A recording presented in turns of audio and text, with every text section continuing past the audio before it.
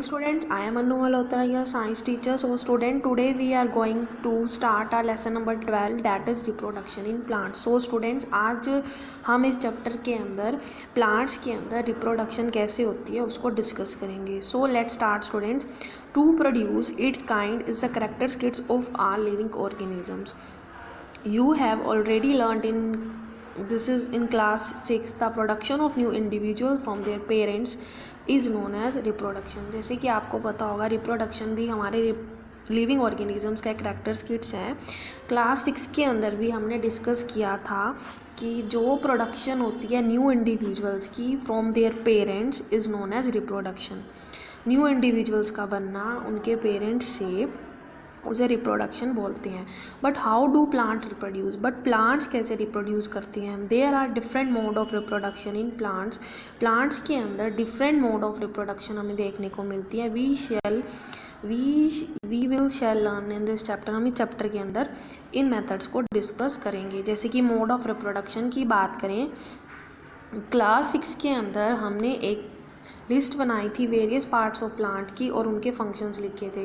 Most plants have root, stem, leaves. These are called the vegetative part of a plant. आपको पता होगा किसी भी प्लांट के अलग अलग टाइप के पार्ट्स होते हैं. रूट होती है, स्टेम होती है, लीव्स होती हैं और इन्हीं पार्ट्स को हम वेजिटेटिव पार्ट्स ऑफ प्लांट कहते हैं. After a certain period of growth most plant bear flowers. जब प्लांट की मैक्सिमम ग्रोथ हो जाती है तो उसके ऊपर बहुत सारा तरह के फ्लावर्स आ जाते हैं. You may have seen the mango tree flowering in spring. आपने मैंगो ट्री के ऊपर भी फ्लावरिंग को आते हुए देखा होगा. It is these flower that give rise to juicy mango fruit we enjoy in summer. इसी फ्लावर्स की हेल्प से ही हमें मैंगो फ्रूट मिलता है जो कितना जूसी होता है, जिसको हम खाना एंजॉय करते हैं समर्स में. We eat the fruit and usually discard the seed. हम यूजली क्या करते हैं, फ्रूट तो खा लेते हैं और उसके सीड्स को ऐसे ही फेंक देते हैं. Seed germinate and form new plant. Seed ही आगे जाकर बढ़कर एक नया प्लांट को प्रोड्यूस करता है. So what is the function of flower in plants. तो फ्लावर का फंक्शन क्या है प्लांट्स के अंदर. Flower perform the function of reproduction in plants. तो फ्लावर ही है जो रिप्रोडक्शन का काम जो है करता है प्लांट्स के अंदर. So we can say that flowers are the reproductive parts of the plant. भी फ्लावर जो हैं वो हमारे प्लांट के रिप्रोडक्टिव पार्ट होते हैं. There are several ways by which plant produce their offsprings. यहाँ पर अलग अलग तरह के मेथड है जिनसे जो प्लांट्स अपने ऑफस्प्रिंग्स को प्रोड्यूस करते हैं. These are categorise into two type. One is A sexual reproduction and other is A sexual reproduction. तो दो मेथड हो गए हमारे. ए सेक्शुअल रिप्रोडक्शन, दूसरा हो गया sexual reproduction. In A sexual reproduction plant give rise to a new plant without seed. A sexual reproduction के अंदर जो हमें प्लांट्स मिलते हैं उनके अंदर सीड नहीं होते हैं, बल्कि जो सेक्शुअल रिप्रोडक्शन के अंदर प्लांट्स मिलते हैं उनके अंदर सीड्स होते हैं. तो सबसे पहले हम बात करेंगे ए सेक्शुअल रिप्रोडक्शन की कि ए सेक्शुअल रिप्रोडक्शन जिनके अंदर प्रोडक्शन ऑफ सीड्स नहीं होती है उनके अंदर क्या क्या डिफरेंट मेथड्स हैं. It is a type of A sexual reproduction in which new plants are produce from.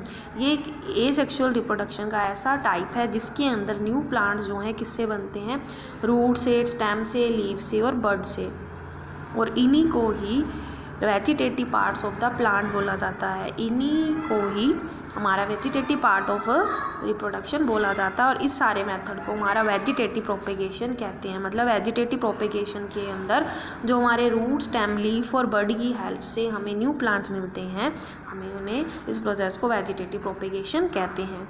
इस एक्टिविटी नंबर 12.1 में हम क्या देखेंगे, कटा ब्रांच ऑफ रोज़ और चंपा विद द नोड. हमने एक नोड से क्या करा, रोज़ और चंपा की ब्रांच को काट लिया.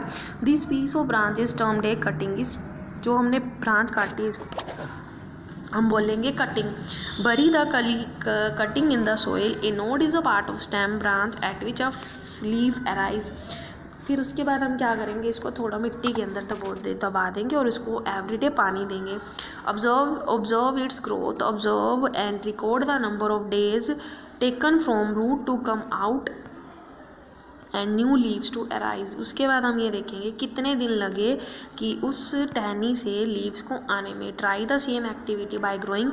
इसी तरह से हम मनी प्लांट को भी ग्रो कर सकते हैं और अपनी ऑब्जर्वेशन को रिकॉर्ड कर सकते हैं।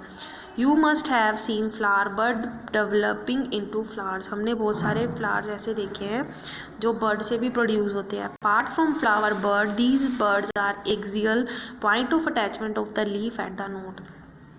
एक्सियल मीन्स ये हमारा ऐसा पॉइंट है जहाँ से लीफ प्रोड्यूस होता है विच डेवलप इनटू शूट, जिससे आगे शूट बनती है। These birds are called vegetative birds. और इन्हीं बर्ड्स को हम क्या बोलते हैं? Vegetative birds. A bird consist of short stem around which immature overlapping leaves are present. Bird क्या है?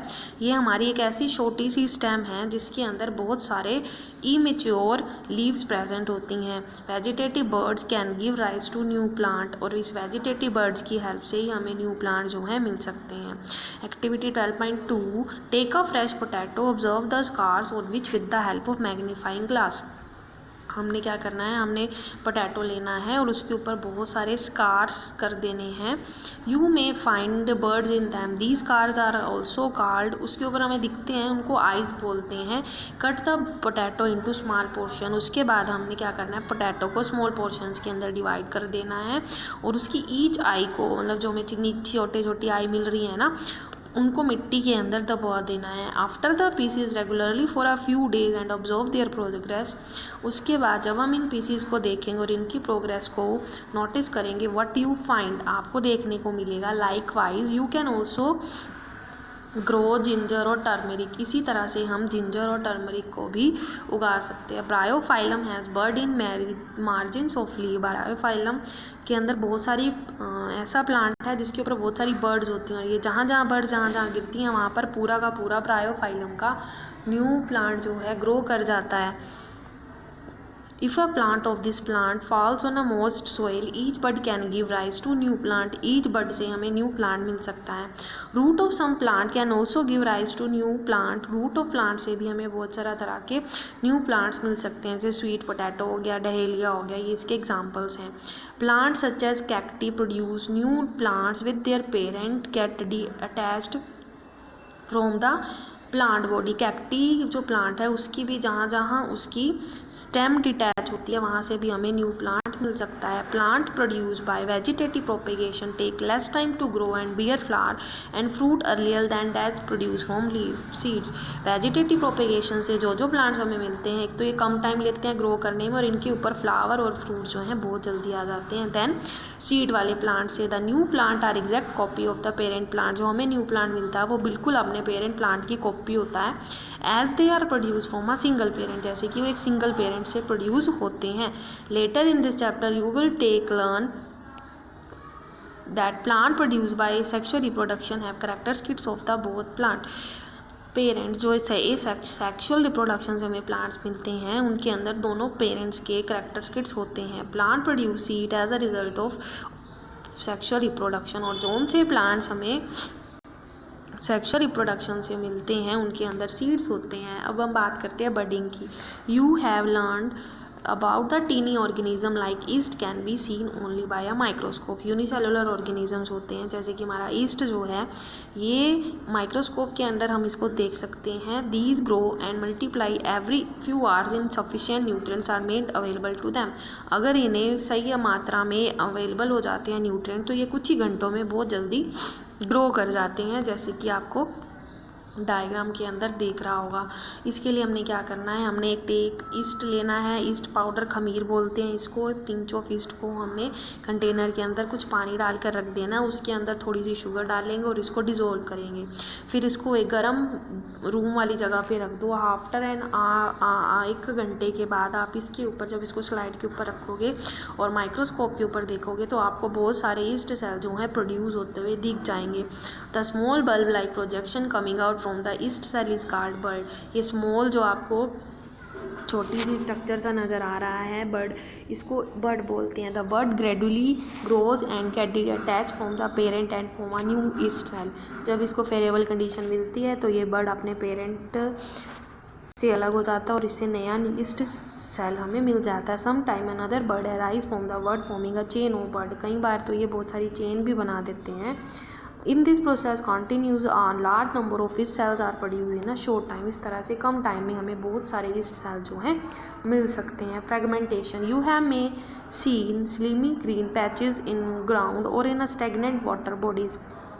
आपने बहुत सारी ग्रीन कलर के पैचेस देखे होंगे खड़े पानी के अंदर, जिनको हम एल्गी बोलते हैं। Water and nutrients and available, जहाँ जहाँ एल्गी को न्यूट्रेंट और वाटर मिलता है ये रैपिडली बहुत तेज़ी से बढ़ जाते हैं। एल्गा ब्रेकअप इनटू 2 और मोर फ्रेगमेंट, दीज फ्रेगमेंट्स और पीसेस ग्रो इनटू, जहाँ जहाँ इनके पैचेस होंगे वहाँ से पूरी की पूरी एल्गी जो है प्रोड्यूस हो जाएगी। मीन जहाँ जहाँ ये कट कट के गिरेंगे या पड़ेंगे वहाँ से पूरा का पूरा हमें एल्गी का या स्पायरोगायरा का प्लांट मिल जाएगा। अब हम बात करते हैं स्पोर फॉर्मेशन की। Fungi on a bread piece grow from spores which are present in the air. आपको पता होगा जो फंजाई है वो ब्रेड पीस के ऊपर स्पोर्स से प्रोड्यूस होती है जहाँ जहाँ एयर प्रेजेंट होती है। Observe the spores in the cotton like mesh on the bread, when spores are release they keep floating in the air. जैसे जैसे स्पोर्स को हम देखें तो वो हवा के अंदर तैरते रहते हैं। As they are very light they can cover long distance, ये बहुत ज़्यादा लाइट होती है इस करके ये बहुत दूर के डिस्टेंस तक पहुंच सकते हैं।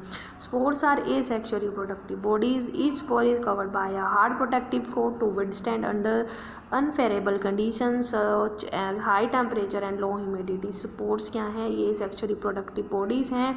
इनकी जो स्पोर है वो हार्ड प्रोडक्टिव लेयर से कवरिंग रहती है ताकि ये हाई टेम्परेचर और लो ह्यूमिड कंडीशन को भी सहन कर सके। So they can survive for a long time under favourable condition. Are spore germinate and develop into a new individual, जहाँ जहाँ इनको फेवरेबल कंडीशन मिलती है ये स्पोर ग्रो कर जाते हैं पूरे के पूरे इंडिविजुअल्स में। प्लांट सच एज मोस एंड फर्न्स, प्लांट जैसे मोस और फर्न्स हैं ये भी रिप्रोड्यूस करते हैं bye means of spore. So students आज हमने बात करी एसेक्सुअल रिप्रोडक्शन की, वेजिटेटिव प्रोपेगेशन की और वेजिटेटिव प्रोपेगेशन के डिफरेंट मेथड्स की। सो क्लास वीडियो के अगले पार्ट के अंदर हम सेक्सुअल रिप्रोडक्शन के बारे में बात करेंगे। Thank you, have a nice day.